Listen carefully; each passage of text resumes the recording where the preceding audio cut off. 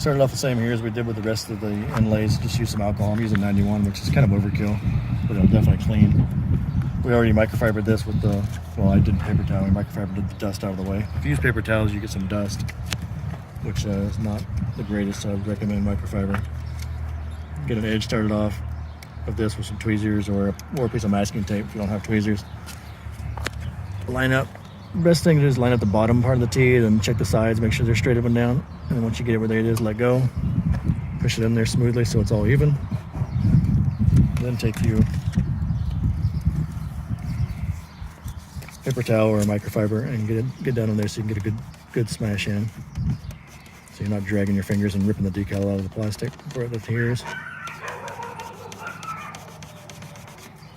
And this one right here is using the Lunar Rock the customer bought. Custom match to his paint job. So the R, this is the one that has more of an issue. This one you can use wet set if you're not comfortable with all these curves and the fact that the decal's got like 4 different little turns.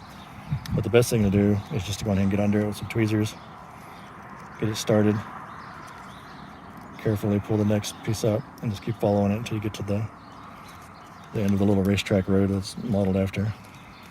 And then get you the tip over here. And then get you some tweezers up under that whole thing and try to get in the center. That way it holds as one piece. And of course you want to do this if you can and not too much wind. Line that up.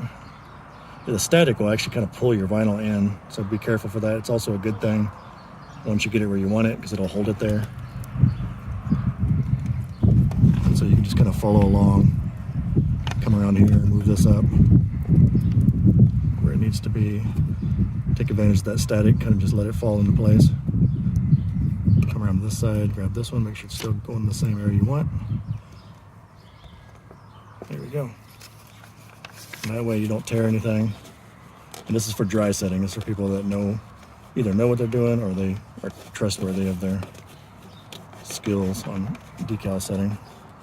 If you don't want to do this, I'd definitely put a little soapy water, set it all down in there and let it dry really good and then smash it out with a towel, soak up the water and the soap.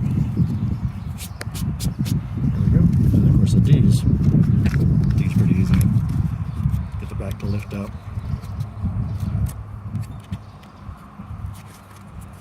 Grab it down the center.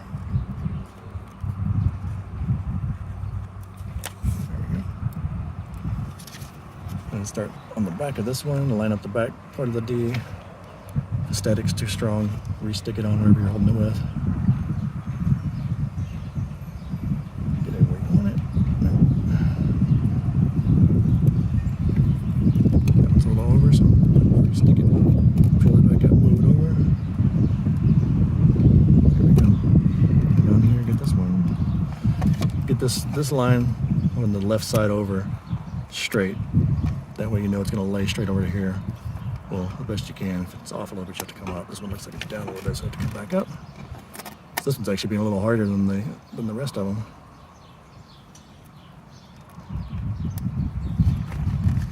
Not helping that we have wind. Okay, I'm going to try a different one. I'm going to go straight over on this one this way.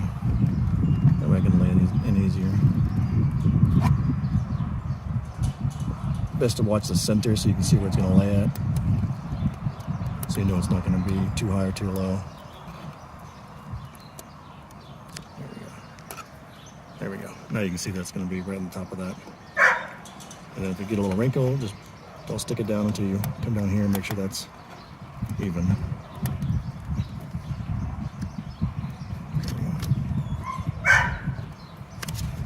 Push. This is why I use the wet method. The wet method's easier for keeping wrinkles from popping up.